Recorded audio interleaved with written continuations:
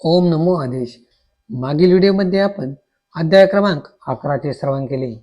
त्यामध्ये आपण गोरक्षांची तपश्चर्या, मच्छिंद्रनाथांचे स्वराज्यात गमन आणि जालंधरांची जन्मकथा पाहिली. आता अध्याय क्रमांक 12चे श्रवण करू. त्यामध्ये आपण जालंधरांना वरप्राप्ती आणि कानिमनाथांचा जन्म पाहू. ओम नमो आदेश. श्री गणेशाय नमः. अग्निनारायणाने जालंधरांना त्यांचे जन्मवृत्त सांगितले आणि म्हणाला, बाळ, मी सर्वांच्या इच्छा पूर्ण करतो, म्हणून यावेळी तुमच्यावर काही प्रसाद करावा असे मला वाटत आहे. तरी तुमच्या मनात काही इच्छा असल्यास निसंकोचपणे सांगा. तेव्हा ते म्हणाले, तात महाराज, मला कसलीच इच्छा नाही. तरीही हा जो नरदेह प्राप्त झाला आहे त्याचे सार्थक होईल असे काहीतरी करा. इतरांप्रमाणे मीही जन्मलो आणि मेलो असे होऊ नये, म्हणून हा तुमचा पुत्र सत्कीर्ती रूपाने चिरंजीव राहील असे करा. ते ऐकून अग्नीला मोठे कौतुक वाटले. आपल्या मुलाला जगत कल्याणासाठी आवश्यक ते सर्व प्राप्त व्हावे म्हणून त्यांना घेऊन तो त्वरेने दत्तप्रभूंकडे गेला. त्यांनी दोघांचे उत्तम स्वागत केले आणि अग्निदेवाला येण्याचे कारण विचारले. तेव्हा जालंधरांकडे निर्देश करून तो म्हणाला, महाराज, जालंधर हे मदनाचा अंश आहेत. भगवान शंकरांनी त्यांना माझ्या हवाली केले. तेव्हा त्यांचे भस्म न करता मी माझ्याच उदरात ठेवून त्यांना वाचवले. ते गर्भरूपाने माझ्या उदरात असताना अंतरिक्ष नारायणांनी त्यात संचार केला. बृहद्रव्याच्या सोमयागात ते तेज मी अंतरिक्षाच्या जीवांशासह बाहेर टाकले. तेच हे बालक जालंधर नावाने राजाकडे वाढले आणि उपनयनानंतर राजगृह सोडून अरण्यात गेले. तेथेच त्यांची व माझी पुनर्भेट झाली.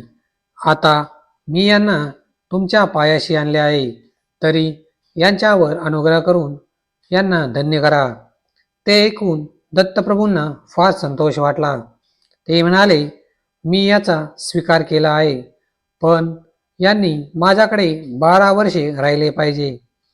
त्याला मान्यता देऊन अग्नीने त्यांचा निरोप घेतला. त्यानंतरची 12 वर्षे जालंधर दत्तप्रभूंकडेच राहिले. त्या कालावधीत दत्तगुरूंनी त्यांना मंत्रदीक्षा देऊन अद्वैताचा बोध केला. त्यांच्याकडून बराच अभ्यास करवून घेतला. त्यांना सर्व प्रकारच्या कला, विद्या व शास्त्रामध्ये पारंगत केले आणि सर्व देवतांकडून वरदाने मिळवून दिली. त्यानंतर जालंधरांना अग्नीकडे सोपवून ते म्हणाले, माझे कार्य मी पार पडले आहे. आता यांना देवतांच्या भेटीला घेऊन जा. तेव्हा दत्तगुरूंची प्रशंसा करून अग्निदेवाने जालंधरासहित प्रस्थान केले. त्यांना त्रिभुवनातील दैवते दाखवली. मच्छिंद्रनाथाप्रमाणे त्या सर्व देवता त्यांना वश करून दिल्या. मग त्यांना 12 वर्षे बद्रिकाश्रमी तपश्चर्येस बसवले. त्यांच्या घोर तपश्चर्येने प्रसन्न झालेल्या हरिहर ब्रहादी सर्व देवांनी त्यांना अनेक आशीर्वाद दिले. त्यानंतर आपण पाहू कानिकनाथांचा जन्म. जालंधरांची तपश्चर्या फळास आली आणि त्यांना देवतांचा आशीर्वादही प्राप्त झाला, म्हणून बद्रीनाथांना फार बरे वाटले. त्यांनी जालंधर व अग्नीला 3 दिवस आपल्यापाशी ठेवून घेतले. त्यावेळी जालंधरावर एक कामगिरी सोपवण्याचा विचार करून ते म्हणाले, ब्रह्मदेवांची कन्या सरस्वती 12 वर्षाची असताना तिचे अप्रतिम सौंदर्य व शृंगारलेले लावण्य पाहून ते स्वतः कामपीडित झाले. त्यावेळी पित्याची बुद्धी फिरलेली पाहून तिने सत्यलोकातून पळ काढला. वासनेने उन्मत्त ब्रह्मदेवही तिच्या मागे धावू लागले. धावता धावता त्यांचा वीर्यपात झाला. ते वीर्य हिमालयातील जंगलात झोपलेल्या एका महाकाय हत्तीच्या कानात पडले. त्या वीर्यात प्रबुद्ध नारायणाने संचार केलेला आहे. या गोष्टीला अनेक युगे झाली. तो हत्ती चिरंजीव असल्यामुळे अजूनही जिवंत आहे. जालंधर, तुम्ही त्यांना बाहेर काढा आणि आपला शिष्य करा. कानातून जन्मल्यामुळे त्यांचे काने पिण्यावर ठेवा. त्यानंतर अग्नी आणि जालंधरांसह बद्रीनाथ त्या हत्तीपाशी आले. तेव्हा तो हत्ती इकडे तिकडे संचार करत होता.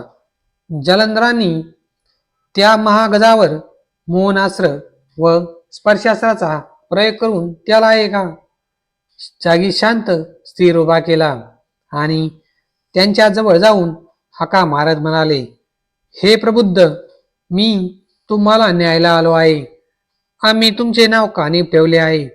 आता विलंब न लावता कानातील बैठक सोडून बाहेर या. ते ऐकून हत्तीच्या कानातून 16 वर्षाचे एक तेजपुंज तरुण बाहेर आले.